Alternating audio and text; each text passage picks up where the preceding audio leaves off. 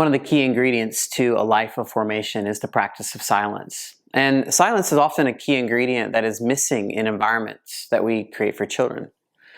So of course we might ask children to be quiet, but being quiet and practicing silence are really two different things.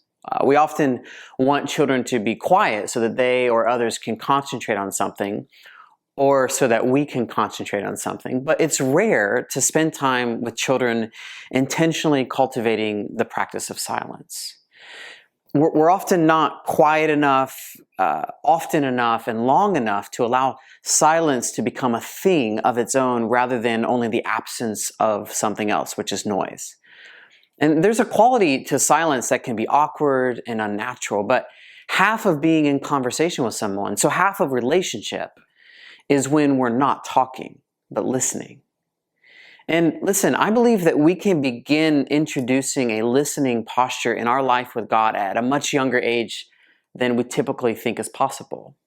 Most of our environments for children really are about focusing on delivering great content. And I think this is really great, but sometimes I think we can get so focused on teaching and asking our kids to grasp concepts that we overlook that so much of our life with God, so much of our posture in prayer, and so much of our growth in receiving God's love really hinges on our ability to sit before God quietly with a posture of listening.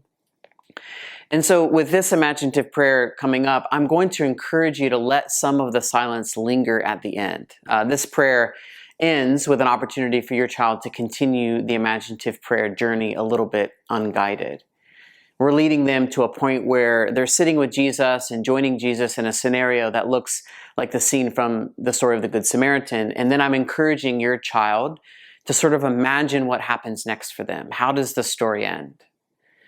So as you come to the point in the video where I leave some space for your child to imagine how to finish the scene, you can hit the pause button on that video if you're leading this alongside of your child, and give them a little bit more space for silence. You can let that silence sort of linger for a little bit longer if you'd like. Okay, so this imaginative prayer does two things. First, it creates a space for your child to imagine hearing the story of the Good Samaritan firsthand from Jesus. And then secondly, it helps your child imagine following Jesus' command to go and do likewise. Not by themselves, but with Jesus by their side. What does love look like in everyday life? So stories like the story of the Good Samaritan are stories where Jesus is trying to help people imagine what love looks like in real life. And in this case, a man is wondering, who is my neighbor? The man asking this question is trying to distance himself from doing the hard work of loving others. That's how I read it anyway. And Jesus tells a story that describes how we have this opportunity to be a neighbor to anybody who's in need. And the people that we love end up becoming our neighbors. And this imaginative prayer is sort of practicing for the real thing.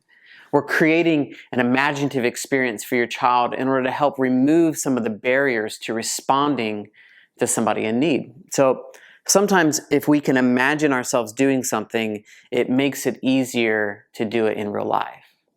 Okay, so enjoy this week's prayer. Blessings to you.